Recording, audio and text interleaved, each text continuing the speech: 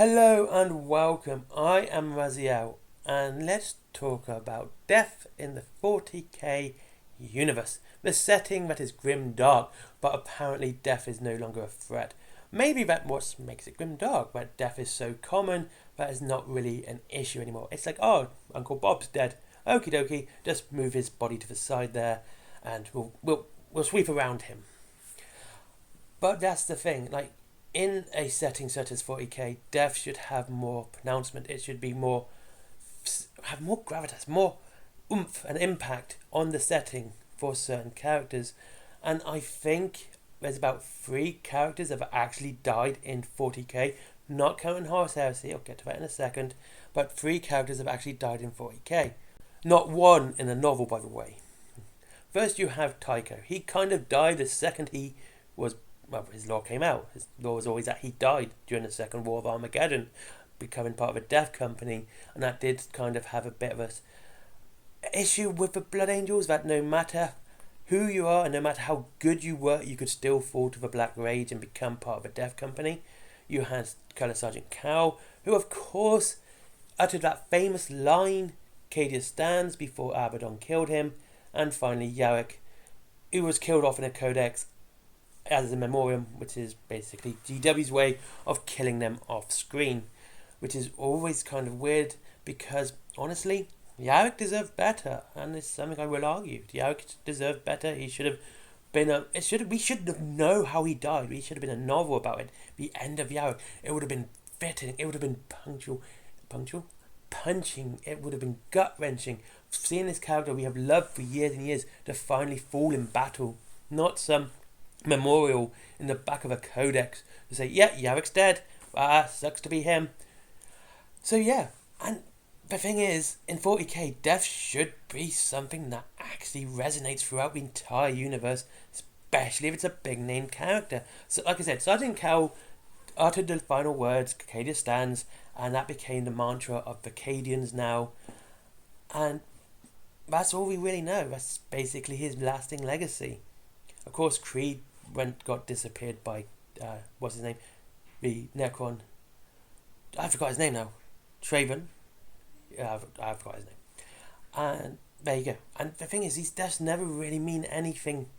Yes, Yarick's dead, but what has that actually done anything? It's not really upset Armageddon all that much. Same with Tycho. Well, like I said, Tycho did affect the Blood Angels for a while, but we never really hear about it.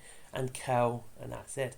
Of course, the other death we can talk about is Sanguinius, and his sacrifice has definitely impacted the 40k universe because he's become a symbol of loyalty and hope and, faith in the Emperor that you can die and it's going to be worth it in the end, especially against the worst evil the Imperium has ever faced with, i.e. Horus. But that's it. But death should mean more. Death should actually have some sort of impact. And I think the biggest death that we can name is Cadia. And Cadia's death kind of does nothing. It caused the Great Basilicus Maledictum and the Great Rift, of course, and the division of the Imperium. But outside of that, nothing. I mean, Cadia still has a fully formed army and regiments which still fight in the Emperor's name almost a century after. There's not a chance that a single person from Cadia should still even be alive. Even if they died of old age, they should all be dead just because of the age alone. And that's kind of weird because Cadia could have been that gut punch to the Imperium, that win for the Chaos that really helped, solidify the disruption in the Imperium.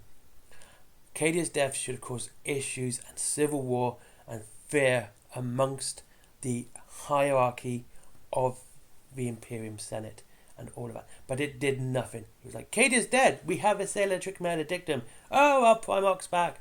Oh, he's getting everyone back together. Oh, never mind. What was Cadia again? Oh, it was a planet. Oh, yeah. And that's it. And that's kind of weird because Cadia shouldn't have done that. This death blow to Cadia should have been so much more severe.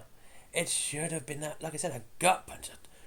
That turning point with the Imperium going right, we are royally screwed here. We need to sort this out because the little known fact about the Cadians, which is almost kind of unique to them is that as a regiment, it wasn't really unique. What do I mean by this? I think I should clear this up. They could do everything. They had artillery, siege, guerrilla warfighting, urban warfighting. They knew how to fight in jungles. They knew how to fight in deserts. They knew how to fight in the ice. They knew how to do everything and anything that they had to do. They were a jack of all trades, master of none. Better than a novice at one, sort of thing. So they knew how to do everything. They weren't the best at it, whatever it was, but they knew how to do it, and they knew how to do it well enough to help the Imperium out. So if someone needed an army like that, they only had to go to one planet. This is kind of one of the reasons you see many wars in the 40k, especially using the Imperial Guard, where they have two different regiments, because they have two different doctrines. Of course, there was always part of the Horus Heresy that this division was also so the Imperial Guard couldn't turn traitor with all the artillery and everything they could do. But Cadia was one of the few that actually was allowed to bypass that rule because of, well, one thing they did was, of course, guard the Eye of Terror.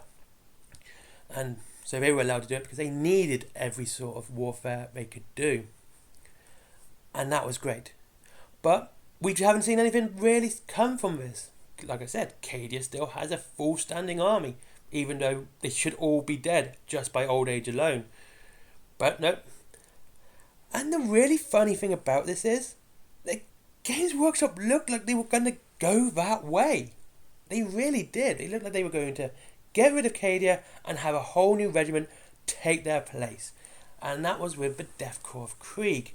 Now, I'll be honest with you, I read the Siege of Thrax. I don't think they're that good, but they do make sense in this situation. One, unlike Cadians, who have to wait that pesky 9 months for the human to come out, Krieg doesn't need that. They don't. They're that born. They're brought up straight out, and they're a soldier constantly. Soldier. As soon as they are born into the world, they are a soldier. So there's no pesky waiting 9 months plus 16 years to become a soldier. They're a soldier out the gate. Fantastic. Though numbers were never an issue. And when Krieg have to start thinking about numbers, you know the war's not going in their way. It's like when the Tyranids, whatever, started to think about numbers on Bow, they knew the war wasn't going their way. When they have to think about numbers, same with the Kriegsmen. As soon as they have to think about numbers, it's not going their way. And at the moment, Death Corps Krieg are siege specialists. That's what they do. And to suddenly have their doctrine changed to, yeah, you're not siege specialists anymore, you're going to have to be good at everything. Everything. Which changes the entire implementation of what happens at mine. I think they get brainwashed within their vats on how to be a soldier, especially in siege warfare.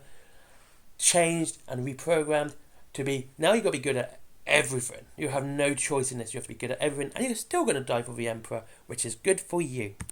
So seeing a regiment grow from a single doctrine to a multi-doctrine army is fantastic, because we get to see a deeper impact. And the thing is about Death Corps Krieg, outside of the Siege of Thrax and some Imperial Armour books, we don't really know much about them. It's good to see them have a proper novel.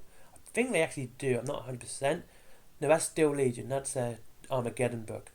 That's them. But like I said, we really need a proper book about Death Corps Krieg.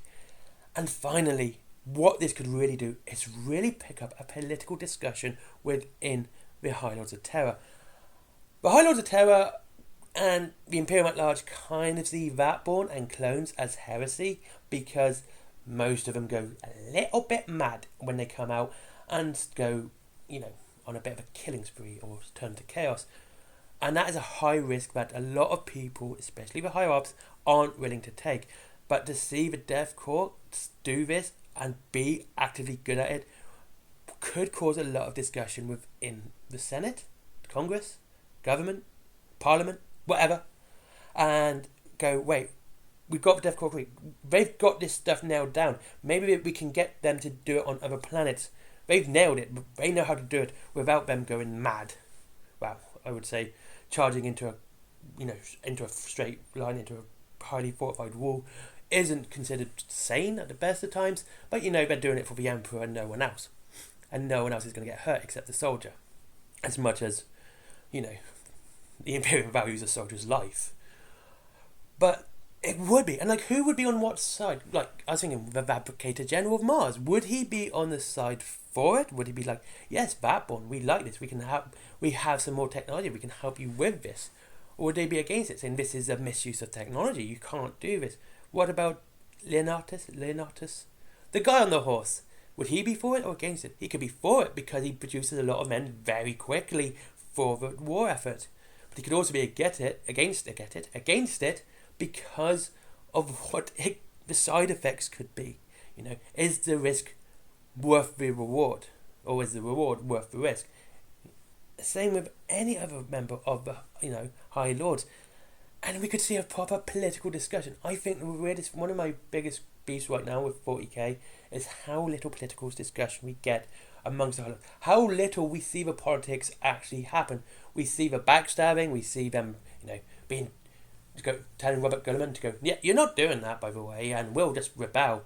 And, oh, you kicked us out, we're going to rebel anyway. And that's pretty much it. Nothing really discussing what